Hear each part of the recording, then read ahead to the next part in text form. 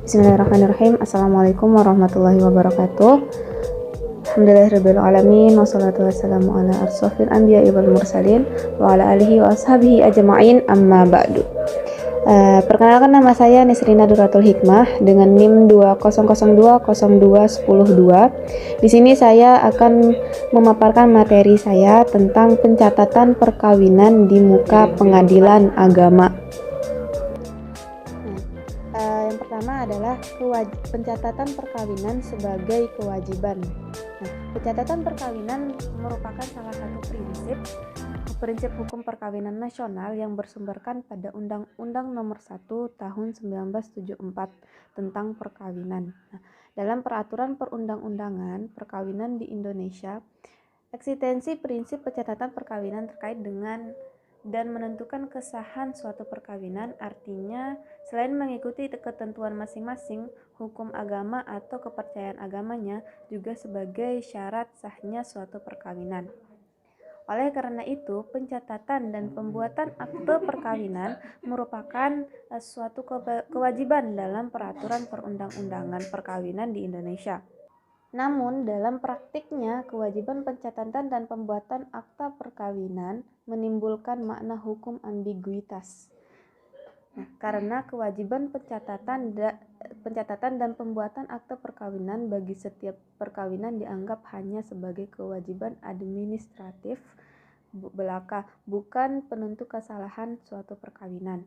Sehingga pencatatan perkawinan merupakan hal yang tidak terkait dan menentukan kesahan suatu perkawinan.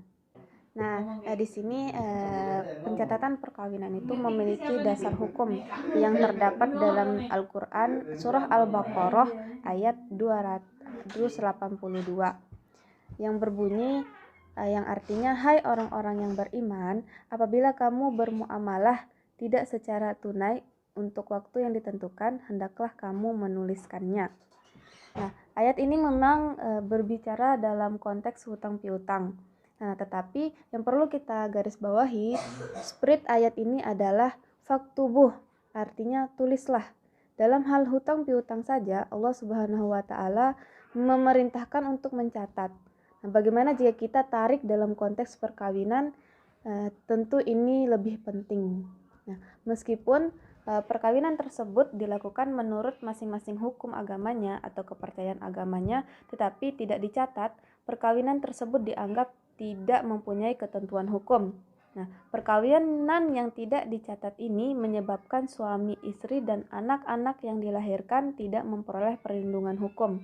Untuk itu, perlu dilakukan pembaharuan hukum pencatatan perkawinan melalui pendekatan kontekstual, sehingga dapat memberikan kepastian dan perlindungan hukum terhadap suami istri dan anak-anak yang dilahirkan di suatu perkawinan tersebut. Kemudian kita lanjut ke tujuan pencatatan perkawinan. Tujuan pencatatan perkawinan ini yang saya dapat ada dua. Yang pertama, sebagai wujud perlindungan hukum oleh negara, dan yang kedua sebagai wujud tertib hukum. Sebagai wujud perlindungan hukum oleh negara. Perlindungan hukum yang merupakan perlindungan tentang harta martabat manusia dengan mengakui hak-hak asasi kemanusiaannya berdasarkan ketentuan hukum. Yang perlu ditekankan dari definisi ini, negara kita akan memberikan perlindungan hukum kepada setiap warga negara dengan catatan berdasarkan ketentuan hukum bahwa subjek hukum tersebut juga melaksanakan kewajiban-kewajibannya sebagai warga negara. Hal ini sejalan dengan pasal 28D ayat 1 Undang-Undang Dasar 1945 bahwa setiap warga negara berhak mendapatkan perlindungan, jaminan, juga berhak mendapatkan jaminan hukum.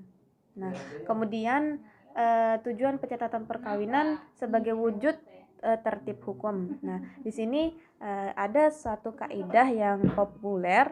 Kaidah tersebut berbunyi tasarruful imami ala ra'iyati manutun bil maslahah.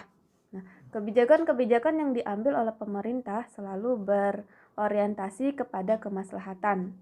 Pencatatan perkawinan yang telah diamanatkan oleh Undang-Undang Dasar Nomor 1 Tahun 1974 tersebut merupakan salah satu upaya pemerintah agar masyarakat tertib hukum. Nah, tertib hukum tidak hanya manfaatnya dirasakan oleh negara, tidak hanya dirasakan oleh pemerintah, tetapi juga akan kembali ke individunya masing-masing. Kemudian kita lanjut ke permasalahan yang akan timbul ketika perkawinan tidak dicatatkan.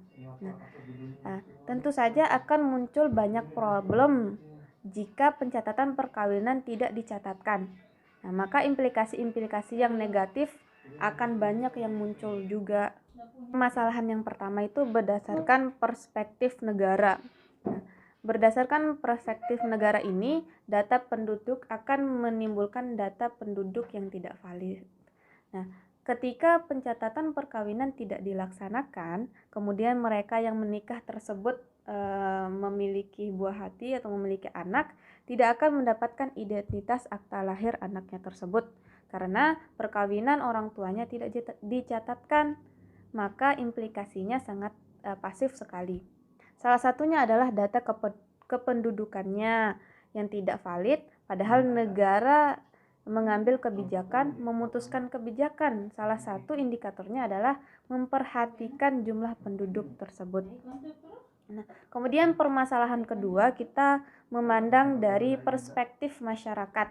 Nah, implikasi negatif yang akan muncul ketika mereka yang tidak mendaftarkan atau tidak mencatatkan perkawinan tersebut kembali kepada mereka itu sendiri. Nah, masalahnya adalah mereka tidak akan mendapatkan layanan dokumen-dokumen penting, dan dokumen tersebut adalah dokumen yang diberikan oleh negara sebagai wujud perlindungan hukum jika mereka telah melaksanakan kewajibannya mencatatkan perkawinan tersebut.